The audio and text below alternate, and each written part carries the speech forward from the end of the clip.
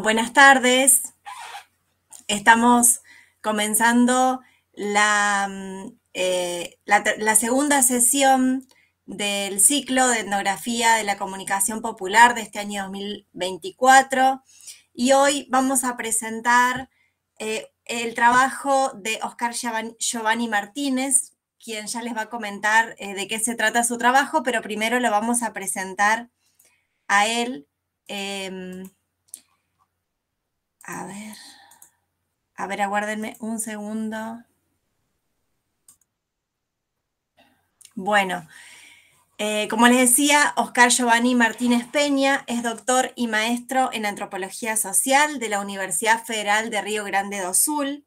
Es ingeniero electricista de la Universidad del Valle, Colombia, técnico en música del Instituto Popular de Cultura de Cali, Colombia, y tiene trayectoria como investigador en el Consejo Nacional de Desarrollo Científico y Tecnológico de Brasil.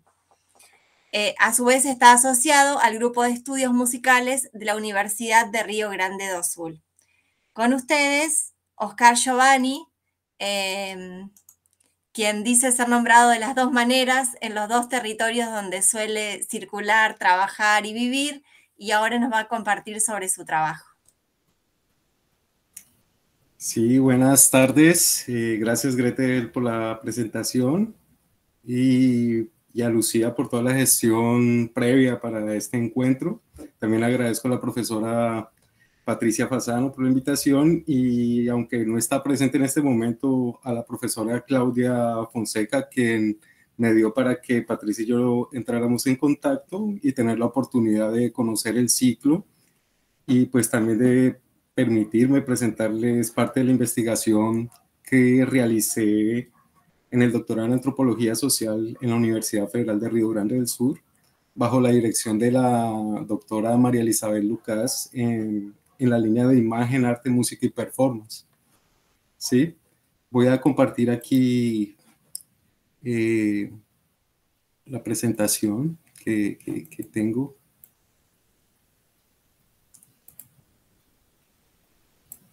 Perfecto. ¿Ven la imagen? Se ve muy bien. Ok, perfecto. Bueno, entonces voy a mostrar... que me fui para arriba. Listo, entonces voy a presentar parte de los resultados de la tesis que titulé Que suene una cumbia infinita, DJ, radios y tecnocumbia, una etnografía sobre prácticas sonoras entre jóvenes del pueblo Misak en Colombia. Y en particular esta investigación tuvo el interés de comprender cuáles son las relaciones entre política indígena y los medios digitales de producción para nuevas posibilidades sónicas, de qué modo el sonido ocupa un lugar en la producción de territorialidades y cómo contornar las relaciones entre tecnologías digitales, la práctica musical o las experiencias sónicas, las materialidades y las formas de territorialidad. Así que para esta ocasión, de este entramado relacional agenciado por DJs, músicos de tecnocumbia y la gente de la radio, que interpreto como una formación tecnosónica, voy a acentuar mi exposición en la radiodifusión sonora y la importancia de este para la gente Misak y como un lugar de práctica sónica para algunos jóvenes Misak en el departamento del Cauca. Para entrar un poco en contexto para ubicarlos, ¿no? Este es el departamento del Cauca.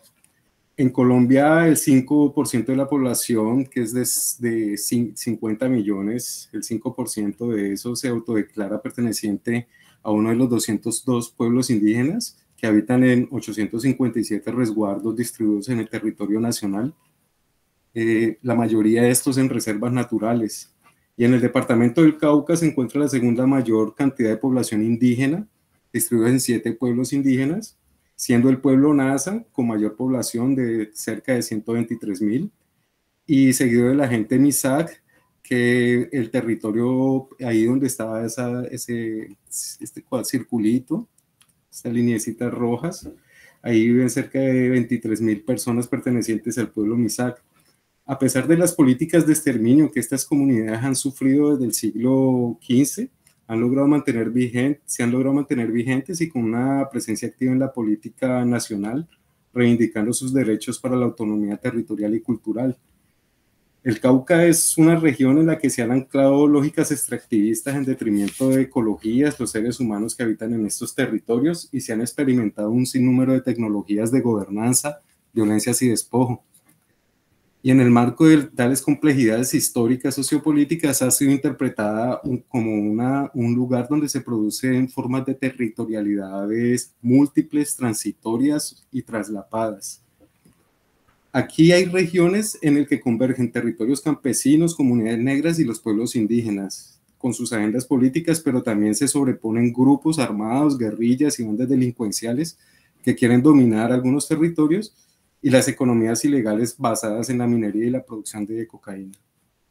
Según la memoria histórica de los MISAC, antes de la conquista ocupaban una amplia región que va desde el centro hasta el norte del Cauca y progresivamente fueron quedando reducidos en población y en territorio en lo alto de una cordillera y sometidos por leyes coloniales bajo el modelo de resguardo.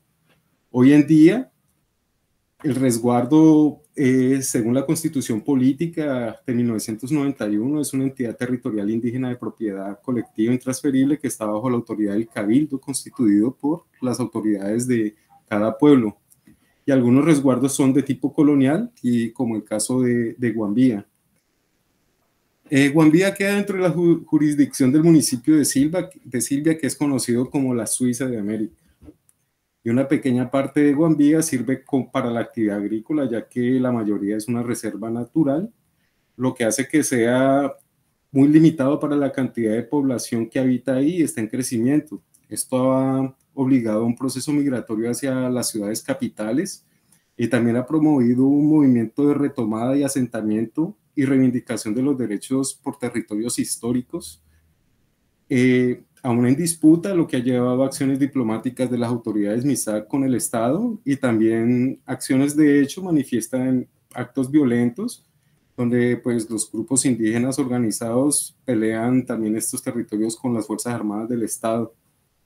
Y en esta dinámica de carencia territorial y de moverse de un lugar para otro, es prácticamente lo que transversaliza los colaboradores de esta investigación, ¿sí? Aquí es importante decir, como para entrar en un contexto de cómo llegó a Guambía y al pueblo MISAC, ¿no? Es importante decir que desde el año 2015 investigo en el Cauca junto a los músicos mayores del pueblo MISAC, y en aquel tiempo inicié una etnografía para la maestría que trató sobre la importancia de la música de flauta y tambor en el ciclo de vida MISAC y los nexos entre potencialidades sónicas y las dimensiones sociopolíticas y cosmológicas. Pero haciendo también esta etnografía conocí jóvenes aprendices de la música de flauta y tambor que me insinuaron sus intereses por otras prácticas musicales mediadas por tecnologías de producción musical. Sí, en concreto la de hacer mezclas, mixes, remixes y principalmente de tecnocumbia sureña, la mayoría interpretada por artistas del Perú y de Bolivia. Ellos eran DJs. Duda que llamó mi atención, además de darme cuenta de que es decir, esta práctica de los DJs me llamó la atención, además de darme cuenta que la cumbia sureña era apropiada entre la gente indígena del Cauca, que abarcaba diversos espacios en los bailes, pero también en celebraciones adjuntas al ciclo de vida, como los matrimonios, el pose de las autoridades, donde se alternaba con músicas de flauta y tambor. Pero el interés por indagar sobre estas músicas que realizan algunos jóvenes MISAC se concretó en el año 2019, cuando por acaso me encontré con uno de estos jóvenes, ¿no? Que se hacía llamar DJ MISAC en el centro del departamento del Cauca, y trabajaba como locutor comercial en un almacén anunciando los productos que ahí se vendían. Yo quedé sorprendido con las habilidades de su voz para ofrecer esos productos y para hacer que la gente entrara al local, ¿no? A consumirlos. Me contó que ante la ausencia de tierras que no eran suficientes para cultivar, las habilidades que dominaba con su voz le permitían lograr renta económica para mantener a su familia. Y me expresó que allá en Guambía las cosas estaban muy duras, que no tenía tierra y que la voz era lo único que tenía. Además me hizo escuchar desde su celular una emisora llamada La Bacanísima. Es una emisora juvenil de la cual era socio y me expresó que escuchara a esos locutores que los había enseñado a locutar, a hacer mezclas y que pues era interesante que los conociera. El nombre de Felipe, de DJ Misak, es Felipe. En la actualidad tiene 32 años y es director del programa de salud de resguardo Misak de San Antonio, que es un nuevo resguardo en el centro del Cauca. Felipe me puso frente a un panorama que revela las relaciones complejas de los pueblos indígenas en la actualidad, que incluye las conocidas problemáticas sobre la tenencia de la tierra y cómo estas prácticas sonoras se configuraban como fuentes de renta alternativa. También me permitió conocer la Bacanísima, la historia de esta emisora, las tensiones con las que esta emisora entraba con el Cabildo y con otras emisoras, y también de conocer las propuestas que allí se articulaban y de conocer su equipo de trabajo, la mayoría jóvenes, hombres jóvenes, y esto me aproximó a identificar un entramado de relaciones entre DJs, locutores y grupos de tecnocumbia reflejadas en experiencias sónicas y formas de conocimientos localizados que no se desligan de las relaciones sociocosmológicas y territoriales. Entonces aquí me gustaría pedirle a Lucía, por favor, si puede compartir el video de YouTube.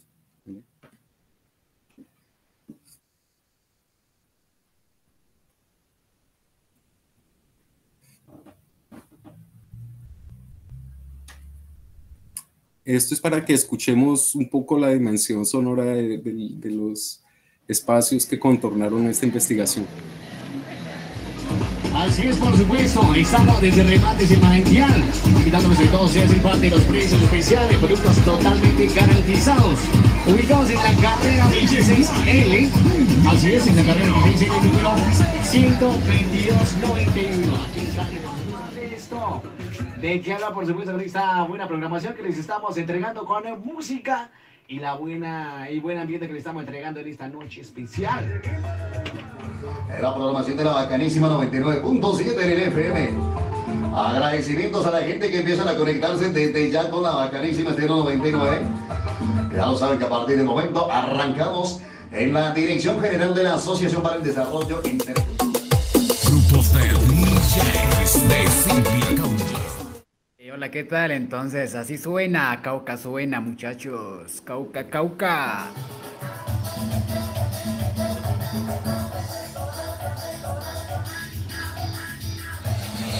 Desde la Suiza de América, DJ Mal.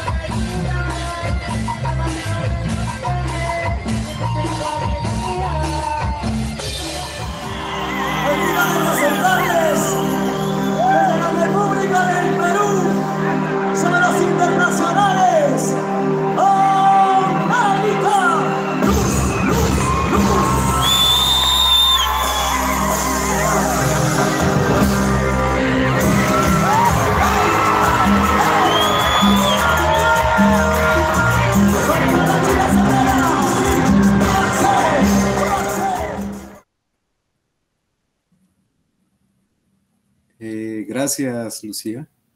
Voy a compartir de nuevo aquí la pantalla. Bueno, entonces después de ver esos trechos de esos pedazos de experiencias de trabajo de campo, entonces cuando Felipe me presentó ese panorama, pues yo emprendí a realizar una etnografía conectando estos actores que él me iba presentando, ¿no? Y en eso consistió parte del trabajo de campo, en acompañar las trayectorias de los que hacen sonar entre los MISAC, seguir los acontecimientos, las materialidades y sobre todo las sugerencias y reflexiones que motivaron en mí los colaboradores. Eso a modo de una especie de etnografía multisituada como para colocar una referencia etnográfica, de seguir flujos, controversias, materialidades, ¿no?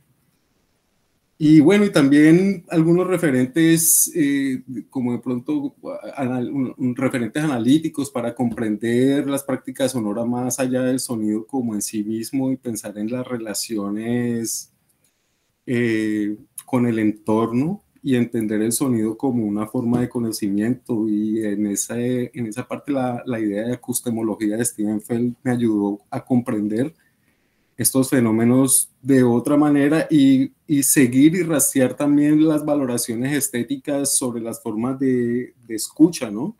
Y cómo la gente entiende los universos sonoros.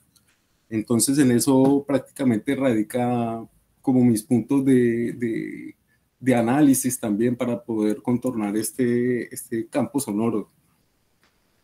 Y bueno, pero estas ideas son más relevantes, fueron más importantes para mí cuando experimentaba con los taitas y las mamas misad que tocan la flauta y el tambor misad, y me llevaron a comprender la idea nativa de los que hacen sonar, que es esa palabra que ustedes ven escrita ahí, que no sé pronunciar, que es algo parecido con músico, pero en realidad sería a quien hace sonar, como me explicaba el taita Gregorio Yalanda, o el taita Samuel Morales también me decía que esa expresión se usa cuando se usa un objeto para producir un sonido, y que además esta expresión acción no solo era usada para los que tocaban flauta y tambor, sino que hacía uso extensivo para cualquier objeto y artefacto con el que se pudiera emitir sonidos.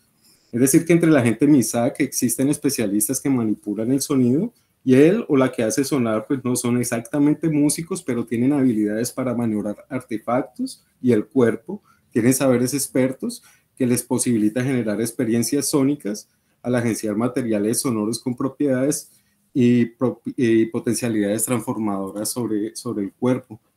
Pero fue más claro comprender la amplitud de esta idea estando y compartiendo con la gente de las emisoras, de la emisora como La Bacanísima, que se trata de una emisora radial que se ha construido progresivamente y pues también ha tenido muchas dificultades que le voy a ir contando, siendo una propuesta alternativa a las grandes emisoras comerciales y a las comunitarias que operan en los resguardos bajo la dirección de los cabildos.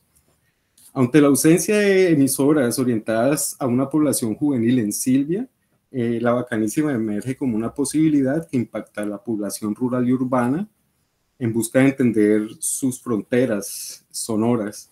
La Bacanísima, así la entiendo como un entorno donde se movilizan diferentes procesos alrededor de prácticas sonoras, entre los que se destaca la articulación de tecnologías, economías morales y procesos de aprendizaje. Ahora bien, para contarles de la trayectoria de La Bacanísima, debo hablar de otras trayectorias, como es la historia de la radio en Guambí, de las personas y de las motivaciones que hacen que jóvenes se aproximen a estas prácticas, y tiene que ver con la comunicación radial. Y entonces aquí fue posible rastrear dos momentos que motivaban a los jóvenes hacia la comunicación, y eran los programas educativos implementados desde el Cabildo para la integración del uso de tecnologías digitales y de la comunicación desde el finales desde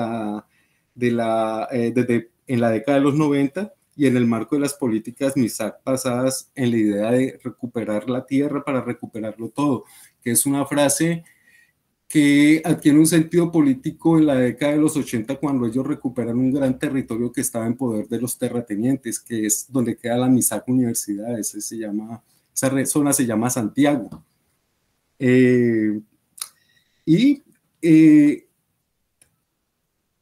Otro aspecto relevante es el impacto del plan de salvaguarda MISAC, a partir del cual se demandó la necesidad de la radiodifusión sonora como una forma de comunicación propia bajo los principios de autonomía que el Estado debe garantizarle a los pueblos originarios y bajo estatutos internacionales.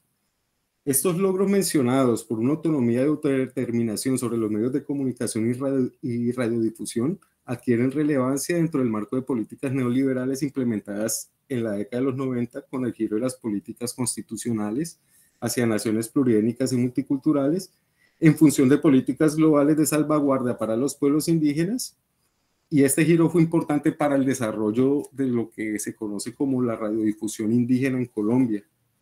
Con este panorama, en el año 1994 se instaló en Guambía la primera emisora comunitaria que se llamó Guambía Estéreo, cuya infraestructura y licencias concedió el Estado como parte de un proyecto para la erradicación y sustitución de cultivos ilícitos de amapola. Esta emisora acumuló deudas por pagos en las licencias de transmisión y fue cancelada. Y este va a ser como un modo, una dinámica que pasa con muchas emisoras. Les dan licencias y no logran pagar las licencias y empiezan a acumular deudas y son reiteradamente canceladas. Y en el año 1999, con el beneficio del programa Comunidad, el cual provee infraestructura y de radiodifusión a los diferentes grupos étnicos en Colombia, fue adjudicada una licencia para el funcionamiento de lo que hoy se conoce como Namuy Guam. Y esta es la emisora del Cabildo, digamos así, que es la emisora de las del Cabildo, del resguardo como tal, que es manejada, administrada por el Cabildo y adjunta a otras 7 emisoras que forma una red de comunicaciones que está vinculada a una red más amplia, afín al Consejo Territorial de Autoridades Indígenas del Oriente Caucano, y esta organización, que es de carácter político y cultural, se vinculan 5 pueblos ancestrales y convoca emisoras de 14 cabildos. Entonces, estas son las instalaciones, ahí vemos las instalaciones de la emisora Namuy Guam. Namuy Guam es la lengua propia, pero el significado es como nuestra voz, ¿no? La voz de los mayores. Y aquí uno de los principales interlocutores o colaboradores dentro de esta emisora fue el taita Vicente Tombé, que además es guitarrista y cantante de un grupo de tecnocumbia. En resumen, los programas de comunicación agenciados por el Cabildo motivan a muchos jóvenes de las escuelas y los colegios a hacer prácticas en las emisoras comunitarias, como pasó con Felipe y Wilmer, que son socios, y se conocieron ahí en Namuy Guam en el año 2007 y trabajaron varios años ahí y aprendieron de los procesos de comunicación radial, y después, años más adelante, se hicieron socios y montaron La Bacanísima. O bueno, le dieron continuidad a una emisora con el nombre de La Bacanísima. Entonces, para contarles ahora, ya hoy una idea que hay la emisora institucional del resguardo, pero también empiezan a aparecer otro tipo de emisoras alternativas que empiezan a hacerle una especie como de contrapeso, tensión también a ciertas normas que establece la radio comunitaria que maneja el Cabildo. Y bueno, y esta, digamos así, que es la parte exterior de la emisora La Bacanísima. La Bacanísima está localizada en el barrio Sol de Oriente. Este barrio inició como una ocupación por parte de familias Misak desde mediados de los años 90 por motivos de estrechez territorial en el resguardo. Esta es una zona declarada de alto riesgo por una falla geológica que la atraviesa, pero esto no impide que las personas vivan ahí. Solo hasta el año 2016 se instaló el servicio de agua potable, alcantarillado, y se reguló el servicio de energía eléctrica. En el barrio hoy en día se pueden encontrar centros de emisión y transmisión de varias emisoras, entre evangélicas y pentecostales que están licenciadas y otras de tipo comercial que son piratas. La altitud en la que está localizado este barrio parece como un factor relevante que hace que es apto para la radiodifusión sonora, ya que la altura es una variable determinante para ampliar estos rangos de cobertura. Pero bueno, ¿cuál fue el origen de La Bacanísima? Resulta que uno de los eventos más importantes en Silvia, junto con la Semana Santa, es el Carnaval de Blancos y Negros, que acontece en las primeras semanas de enero de cada año. Y en el año 2011, como un acto de integración y de que fueran reconocidos como un nuevo barrio, la Junta de Acción Comunal del barrio Sol de Oriente motivó a sus habitantes a participar del concurso de comparsas en el carnaval. Se organizaron, participaron, con la sorpresa pues que ganaron. El premio fue una emisora comunitaria que llamaron Silvia Estéreo y que cubría la parte urbana y gran parte del área rural del municipio. Este logro ayudó a mejorar la imagen del barrio, ante las ideas peyorativas por haberse formado como una invasión. La presencia de una emisora en el barrio también se integra como un capital tecnocultural en los procesos de territorialidad MISAC, aportando al crecimiento y a la urbanización del municipio de Silvia. Sin embargo, la dudosa gestión y administración de esta emisora en lo corrido del tiempo hizo que las licencias fueran canceladas y quedó fuera del aire. En aquella época, Wilmer, que venía salió de Silvia para la ciudad de Cali, pasan unas vicisitudes que pasan la mayoría de las personas indígenas cuando van a la ciudad, discriminación, el racismo. Él logró vivir en Cali 12 años y cuando regresó fue a vivir a este barrio. Consiguió un lotecito y ahí empezó a construir la casa, que es esta que vemos ahí. ¿Sí? Y pues cuando los vecinos se dieron cuenta de que Wilmer había trabajado 10 años también en la emisora Namuy One del Cabildo, le sugirieron nuevamente pues activar esta emisora, pero esto demandaba muchos gastos y la Junta de Acción Comunal del barrio decidió no invertirle un dinero y más bien venderle a bajos precios, a un costo irrisorio, los equipos de transmisión de la emisora. Así que Wilmer se le ocurrió convidar y motivar a amigos conocidos que había conocido también en Namuy One a invertir en el proyecto y formaron una sociedad, repotenciaron los equipos de transmisión y compraron el montaje para los estudios de la emisora que iniciaron con el nombre de La Bacanísima. Pero entonces tenían un problema que no eran nada menor y eran las licencias de transmisión.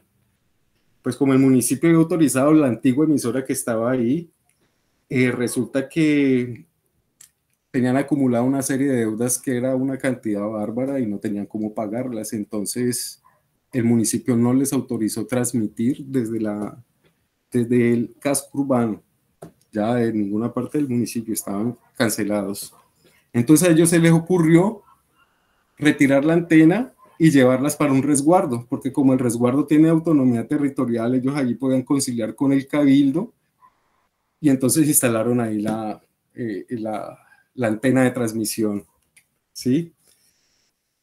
Entonces, pero entonces no fue en el resguardo de Guambía, porque con ellos también tenía ciertas tensiones, porque el resguardo de Guambía estaba resistente a tener otro tipo de emisoras, sobre todo de tipo comercial como La Bacanísima, centrado en música juvenil. Sí, entonces buscaron otro resguardo con mayor altura, lograron más cobertura y se les permitió operar con tal de no interferir otras señales, de no vender publicidad y pasar las informaciones de tipo comunitario de ese resguardo. Bueno, no tenían licencia y fuera del resguardo era considerada como una emisora pirata. Varias veces se les robaron y les desmontaron los transmisores, pero ellos volvían y se los montaban. Y en ese proceso, pues fue cuando decidieron llamar La Bacanísima y ellos querían una emisora. Y La Bacanísima, ¿por qué? Pues porque ellos querían una emisora que fuera bacana con la diversidad de público en Silvia, pensando en términos étnicos, que integrara la diversidad de los pueblos indígenas de la región y a la gente mestiza. Y el idioma privilegiado ahí pues era el castellano. Entonces Felipe y Wilmer elaboraron toda la logística de la emisora y progresivamente mejoraban los equipos, haciendo vacas, mingas, que demoraba un tiempo. Ellos trabajan como agricultores y ahorraban y hacían vacas para comprar los equipos. Crearon los logos de la emisora, los jingles y también elaboraron los estatutos de la emisora, que es una serie de compromisos que los DJs, locutores y los programadores deben cumplir si quieren participar de este proyecto.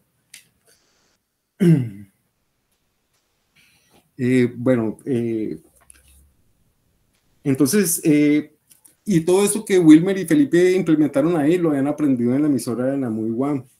¿Listo? Y bueno, había unas diferencias claras que fueron posibles de percibir entre estas dos emisoras. ¿Sí? Uno dice la programación musical, por ejemplo, en Namuy One, la programación tiene que ser de tipo cultural, destacando los valores del pensamiento MISAC, se habla en lengua propia, no se usa el castellano. Aquí los programas de educación, de justicia y el comité de historia tienen sus espacios para difundir sus ideas.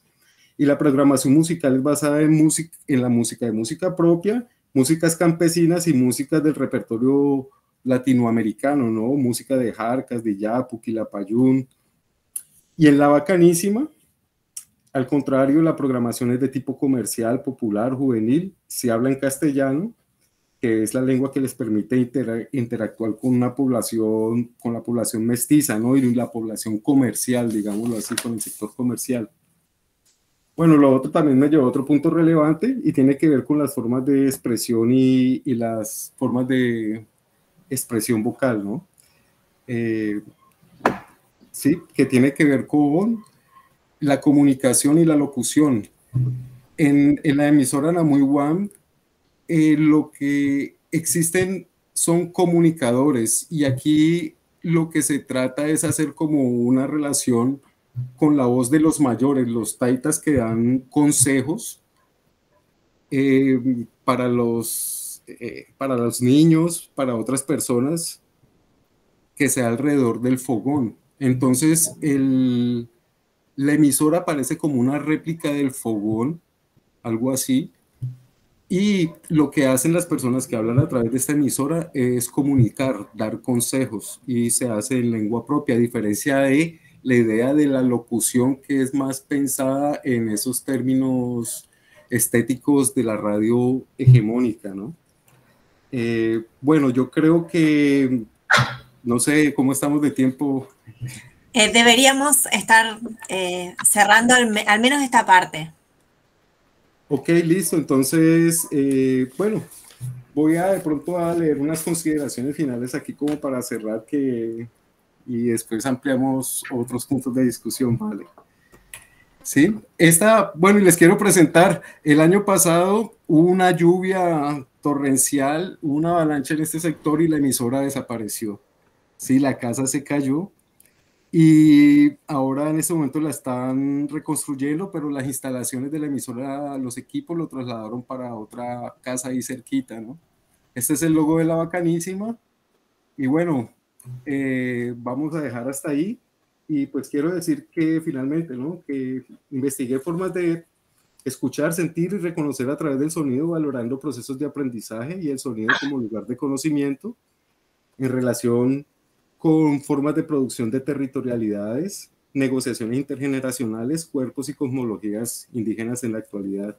Eso me permitió desarrollar la idea de formaciones tecnosónicas como una alternativa para comprender a través de la experiencia etnográfica cómo se articulan prácticas sonoromusicales que no están separadas de dinámicas globales, pues se configuran como agencias que dependen de las tecnologías y de su acceso. Esta noción incita a pensar y cuestionar la relación tradicional moderna, discurso que aún son punto de partida y análisis en los estudios sobre prácticas sonoromusicales en sociedades indígenas. Las formaciones tecnosónicas se entrelazan con materialidades sonoras y relaciones cosmontológicas y cuestionan las identidades culturales. Aquí las prácticas sonoromusicales y las formas de escucha son una puerta de entrada a las experiencias sensoriales que se producen en la modernidad actual. Bueno, muchas gracias y quedamos abiertos pues a la discusión. Bueno, muchas gracias Giovanni por presentar tu trabajo, por tu introducción. Ahora vamos a continuar con comentarios. Ahora le vamos a dar la palabra a Sergio. Hola Sergio, ¿cómo estás? Hola, buenas tardes. ¿Cómo están? Bueno, ahora voy a contar un poquito, voy a presentarte. Sergio Carrizo es licenciado en Historia de la Universidad Nacional de Tucumán. Es especialista en estudios culturales por la Universidad Nacional de Santiago del Estero. Diplomado internacional en teorías antropológicas de América Latina y el Caribe por la Universidad Alberto Hurtado de Santiago de Chile. Y es investigador y docente de la Universidad Nacional de Tucumán en cátedras y proyectos de investigación vinculados a la historia y a la antropología. Bueno, un gusto tenerte entre nosotros. Nos conocemos con Sergio porque hemos cursado y nos hemos conocido en distintos congresos y jornadas, así que, bueno, es un placer tenerte en nuestro ciclo y te damos la palabra para tus comentarios. Bueno, muchas gracias antes que nada por la invitación y para mí también es un placer compartir este espacio con Patricia, con todos ustedes, con el autor, con Oscar. Me encantó leer tu trabajo, la verdad que es muy lindo. De hecho, fui a buscar la tesis ahí emocionado porque, bueno, es difícil por ahí a veces encontrar este tipo de trabajos que realicen la combinación de tantos elementos analíticos que unen varias perspectivas y varias miradas y varios actores. Yo no voy a repetir algunas de las cosas que dijo muy bien Oscar sobre su trabajo, sino solamente me gustaría reflexionar en tres grandes puntos que me llevan a pensar la propuesta que nos trajo hoy Oscar en este ciclo, bueno, de lo que tiene que ver esto de la comunicación popular y el sentido de cómo se generan ciertas percepciones y miradas sobre actores que están en espacios que, bueno, tienen que ver con los medios de comunicación, con la sonoridad, con las performances, con las actuaciones, con el baile, con el espectáculo, bueno, todas estas cuestiones que a veces dentro de las ciencias sociales incluso se minimizan estas temáticas o hay gente que a veces también pregunta qué sentido tiene estudiar, por ejemplo, los DJs, ¿sí? Desde un punto de vista se cuestiona hasta, se propone una mirada frívola frente a estas cuestiones cuando tras de estos estudios analíticos, etnográficos, como los que nos trae Oscar, hay toda una propuesta de procesos sociales, culturales, territoriales, políticos, muy intensos y complejos, ¿no? En ese sentido digo que me parece magnífico la propuesta en tres aspectos. En el primer aspecto, el uso y el juego analítico de las categorías que el autor utiliza. La cantidad, la batería de categorías etnográficas, nativas, teóricas, que está constantemente cruzando en este trabajo y, bueno, obviamente mucho más en su tesis, por supuesto, que es de una riqueza increíble. Bueno, eso da pauta de, bueno, la complejidad de entender estos procesos. Algunas de esas categorías, como para marcar, tienen que ver con, bueno, esto de la epistemología, que a veces resulta complejo hasta pronunciar, las cuestiones de indigeneidad moderna, la formación tecnosónica, que me parece un uso categorial increíble, porque en esa categoría está condensando una variedad de factores analíticos que tienen que ver con cuestiones sonoras, performáticas, ontológicas, de prácticas, que la verdad que es muy, muy, muy interesante, humanas, no humanas y todo lo demás. Bueno, después toda la propuesta en torno a lo que es el análisis de la tecnocumbia como forma musical y obviamente las categorías nativas que constantemente están apareciendo en todo momento. Ahora, a mí me queda más como, digo, no voy a repetir cosas que dijo Oscar, pero sí me quedan como algunas preguntas más sobre el trabajo de Oscar.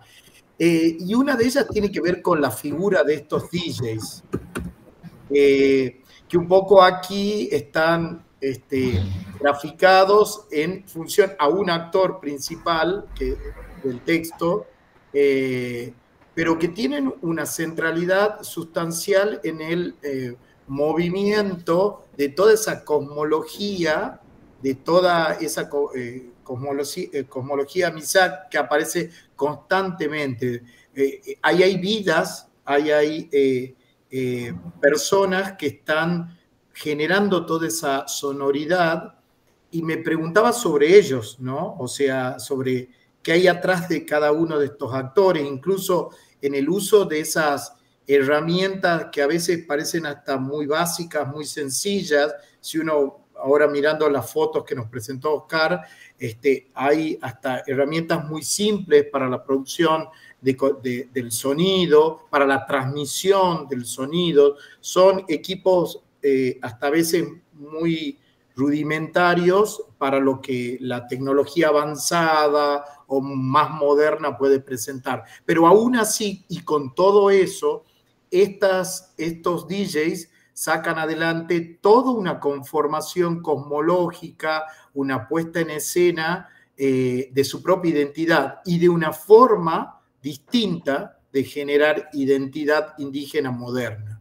Me hace acordar mucho a la propuesta o a la mirada que se tiene aquí en Argentina sobre los mapurves, ¿sí? Entonces, es muy interesante, no podía dejar de compararlos constantemente cuando leía el trabajo. Entonces, yo trabajé, hice una tesina para la especialización en estudios culturales sobre la figura de los DJs.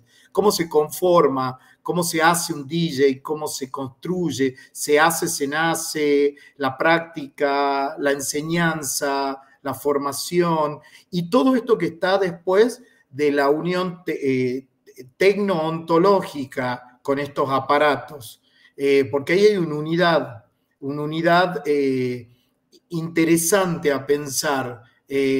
No es solamente el individuo con una máquina, con una computadora, o con una consola, una mezcladora o un mixer. Es el individuo en el entorno ontológico, en esa unidad para generar un sonido y generar una propuesta unificada. No es individuo por un lado, máquinas, tecnologías por otro.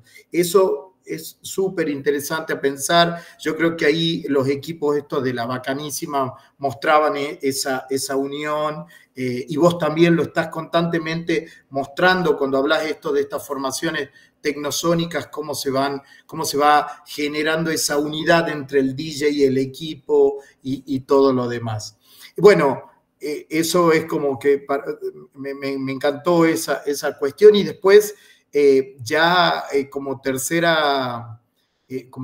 punto es un poco preguntarte más que comentar esto, sino pensar tu propia experiencia, ¿no? Como músico y como etnógrafo, ahí pensar esa experiencia y pensar también en tu rol, en tu papel de etnógrafo, cómo esas propias categorías nativas que te fueron apareciendo las ibas tomando y las ibas construyendo en ese contexto. Porque me imagino que es muy complicado adentrarse en ese universo si es que uno no conoce estas categorías nativas, en pos de toda una redefinición ontológica que constantemente estás encontrando, que estás descubriendo a partir de ese universo de categorías nativas, ¿no? Y después, como última pregunta y reflexión, pensaría también la cuestión esta de cómo la forma de la tecnocumbia o el formato tecnocumbia produce toda una expansión territorial, toda una identidad local que a su vez genera esto que vos contás ahí muy bien en el paper, de distinciones entre un centro bogotano, por ejemplo, y la periferia, que sería el espacio donde aparecen estos DJs generando todo ese estilo musical, ¿no? Bueno, la verdad que, repito, a mí el trabajo me encantó. Digo, no pude llegar a leer en forma completa la tesis, que ya la descargué, pero estoy ahí como empezándola a leer, a seguir. Me parece súper interesante la propuesta, me encantó el relato de las situaciones en el trabajo de campo, y bueno, y creo que abre como todo un universo analítico sobre estas cuestiones, ¿no? Bueno, eso básicamente. Bueno, muchas gracias, Sergio, por tu mirada, por tus comentarios, por tus aportes. Ahora le vamos a dar la palabra a Lucía Marioni, que es compañera nuestra de la organización de este ciclo. Lucía es doctora en Ciencias Sociales y licenciada en Comunicación Social por la Universidad Nacional de Entre Ríos. Es investigadora asistente del CONICET en el Instituto de Estudios Sociales de CONICET y UNER. Es docente en la Universidad Nacional del Litoral en el grado y el posgrado, y también en el posgrado en UNER. Integra el grupo de estudios Etnografía de la Comunicación Popular de la Facultad de Ciencias de la Educación y del INES UNER CONICET. Adelante, Lucía. Bueno, muchas gracias. Bienvenidos a quienes se están sumando. Y gracias, bueno, gracias Sergio por los comentarios y gracias Giovanni por tamaño trabajo, por compartirnos tamaño trabajo. Nada, creo que todos quienes hemos leído algo de lo que, con lo que nos convidaste, lo disfrutamos. Primero lo fuiste introduciendo a partir del texto en toda esa profundidad teórica a la que llegaste y que pudiste construir sobre todo a partir de esa categoría nativa tan hermosa de hacer sonar, de los que hacen sonar y de hacer sonar. Y después, bueno, tanto en la tesis a la que se accede libremente, está en un enlace ahí dentro del texto que se fue compartiendo a quienes se inscribieron en el formulario. Y ahora, bueno, con mucha información de campo que nos permite poder hacernos de esa experiencia más todavía. Hablas de cómo se relacionan y se disputan las cosas, las relaciones y el poder, desde y con todos esos embarañados sonoro-musicales, de la mediación tecnológica en la producción musical, también de las condiciones estructurales en las que todo eso se produce, de los sentidos de esas músicas. A mí lo que más me gustó particularmente es que la investigación se mete con la forma de la música, con la forma de las cosas, con la forma de la música, con la forma de lo juvenil, con la forma de lo indígena, con la forma de la experiencia, a lo que la academia, particularmente acá al menos, nos tiene poco acostumbrados y acostumbradas. Y lo hace desde la experiencia etnográfica, como si no. Que justamente, bueno, esa vinculación, sobre esa vinculación, comunicación, forma, etnografía, nos ha enseñado Patri, que bueno, que permite acercarse a comprender todas las relaciones con esas formas musicales y con todo lo demás de manera holística, y deja captarla, evocarla, extender esa experiencia a quienes te leemos, te escuchamos. Así que, bueno. Entonces, vos traés trabajos anteriores en los que te encontrás con la centralidad de ese hacer sonar en otro tipo de músicas, pero en la que también aparecen los varones Misak y que les posibilita ser tales, ser varones Misak, de una forma en particular. Hacer sonar entonces es generar experiencias sonoras para ellos, pero para muchos otros también, entiendo. Agenciar materiales, vos decís, agenciar materiales sonoros con propiedades o potencialidades transformadoras que se actualizan permanentemente. Esto para mí también es una de las cosas más jugosas de tu trabajo, que tiene que ver con poder trazar, dar cuenta de ese dinamismo de la vida social en lo indígena, del dinamismo de la vida social juvenil, del dinamismo de la vida social en general, ¿no? Y que de nuevo, captado etnográficamente, a partir de esa mirada de los actores, a partir de cómo viven los actores y actrices, que a quienes particularmente suele imprimírseles bastante homogeneidad, estaticidad, desde miradas como la de la agenda pública e incluso desde la académica. Por otro lado, te preguntás por la mediación tecnológica, decía antes que también me linkeó con muchas preguntas del trabajo de campo que estoy haciendo ahora, así que me abriste un montón de puertas, de preguntas, de pistas.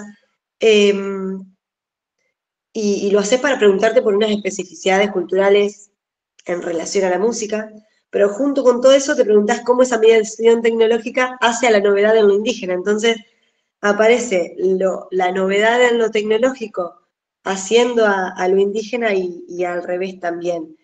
Y ahí está claro cómo las músicas hacen profundamente a lo social, que los cientistas y las cientistas sociales debemos desentrañar y cómo lo social hace a las músicas.